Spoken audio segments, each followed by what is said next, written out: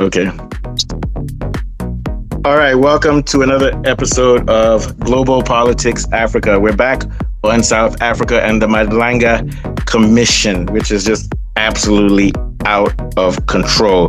Today we're going to be talking about a situation with George Raftopoulos. Sounds Greek. He must be Greek. Can't pronounce the surname.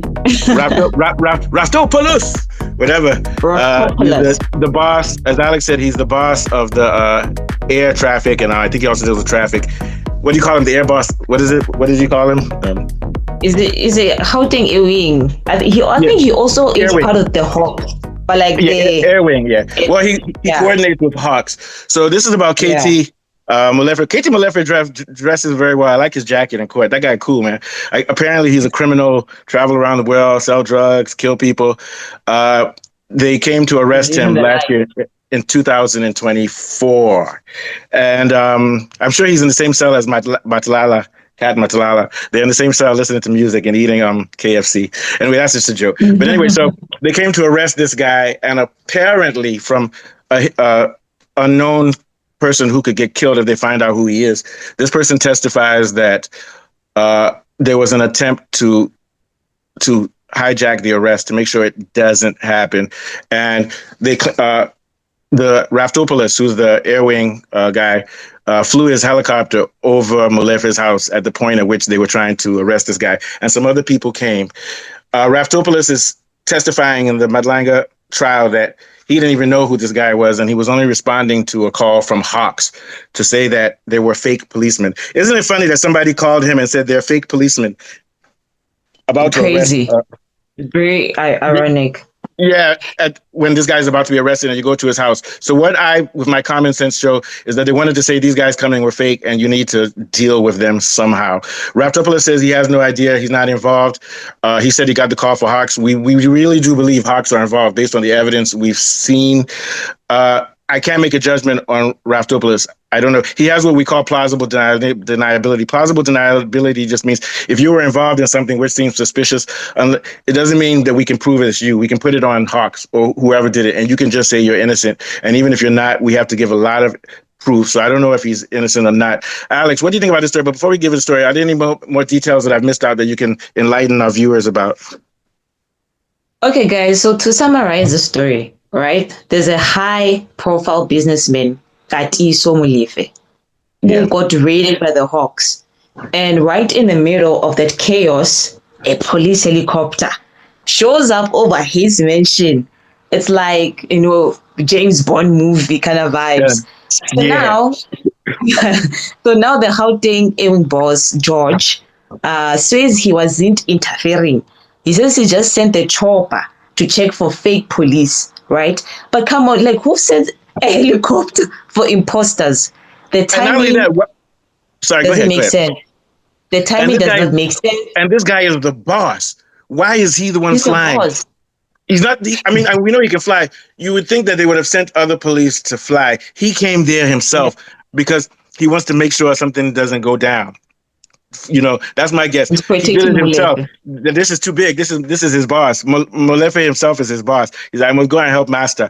Apparently, this was desperate because it couldn't work. There's no way this was ever going to work. There was no way they were going to stop this. Do you get my point? It's so But this goes to show you how much power this guy must have if he can cause policemen to try to stop other policemen from arresting him. Yeah, it's crazy. It means that they have something on him. And the whole point of this whole story, though, is just to go to show you how bad things are in South Africa. Kat Madlanga, did I get it right? I'm getting better with the names. It's like an avalanche at this point. He's involved with the Makanazi case. He's involved with politicians. If you follow the money, he's involved in the Tembisa scandal. He's connected to the killing of Babita, who was the whistleblower in Tembisa. So it's just a very scary and a sad situation that's in South Africa. South Africa is being controlled and run by serious cartels. And if you fuck with these guys, you could get killed. And these guys are in line with the government, with the ANC, with the president himself. I don't know. I'm not accusing the president of anything, but either Ramaphosa is corrupt and he's involved in this, or he's impotent and weak in that he can't stop all of this corruption beneath him. If I were president of South Africa and I had power, I would stop all of this, unless these guys are even more powerful than him and will kill him too. So either way, the president either way, the presidency is zero. It has no influence because even if he's not corrupt, he's scared of these people. What are your thoughts, Alex? Yeah. This whole story, it's really messed up because the lines of power are blurred at this point. Like, no one knows who's really in charge. The Hawks, the A-Wing, or is someone who has money. And also the chopper thing. I still don't get it. Like, why it couldn't just show up? It arrived when things were getting hot. This is interference. They were trying to I think it was a definite move because I don't see how it was going to work. What were you going to do? Were you going to shoot the police who came there? You get my point? Maybe. What are you guys going? This story is so bizarre that it's not even your regular crime, because if this had been a regular crime, all you do is get the president or somebody to call the police and say, "Don't go. We don't want to arrest him yet." But this was so stupid in that even though not only does it show corruption and stupidity, not corruption and evil, it shows stupidity.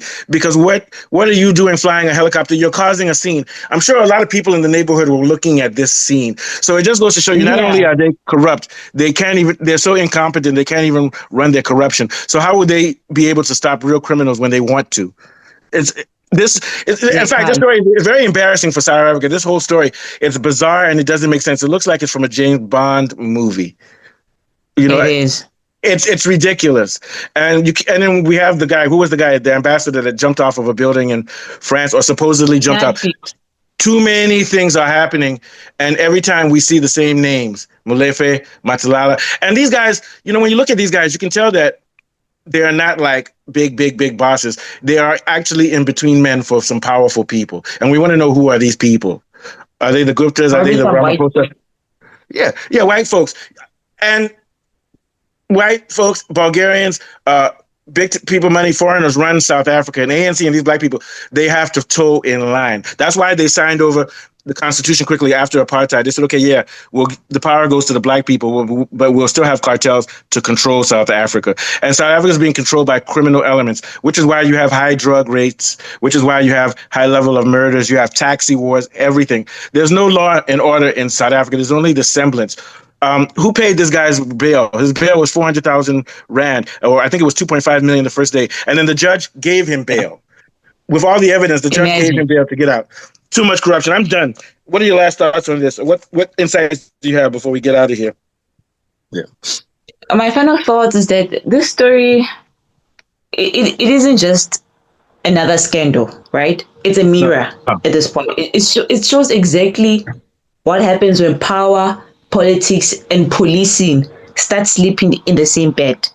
Yeah. A helicopter hovering over an arrest might not sound like much, but in this context, it screams influence. Whether it was meant to interfere or not, it exposed how easily it is for procedure to become cover. So it's messed up because it proves how blurred, like I said, the line between justice and power protection has become. At this point, do we have the police to protect us, or do I have to have a connection at this point to get someone to protect me? You have to have a connection. You have to have a connection. I was in South Africa when I was there. There's one time I was driving. I was a little bit drunk, so the police stopped me, and it's near Sophia Town, or near where they have it's in Braamfontein somewhere.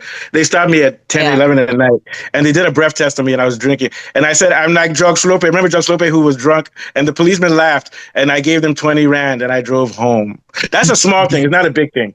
But I'm just getting to show you that. But it's because of money. But maybe if I didn't have any money and I was a taxi rank guy, they would have just arrested me and wait the next day. So, but think about these guys. They commit crimes, kill somebody, and you give the policeman $250,000 like that guy, and then they burn the prison in the jail and say you escape. Remember that guy that escaped with the doctor, the wife. So this is scary because it means that in South Africa, it means that in South Africa, you have to respect rich people even if they disrespect you, because you could just get killed and nobody will stand up for you. Just if a rich guy, if let's say what's his name, Molefe rapes someone. Let's say he's a girl and takes her from his boyfriend, says, I'm going to rape your girl, and sleeps with her. The police and everybody will help him do that. That's not the type of country we want to have. Last thoughts, and take us out, Alex. Take us out with the last thoughts. Until transparency is non-negotiable and accountability is real, we're going to keep seeing helicopters in the sky every time someone powerful feels the heat. So bottom line is, in South Africa, the system's supposed to fight crime, not fly over it. Yeah, that was a good one. So we'll get out of here. That was a good ending. Not fly over it. Okay.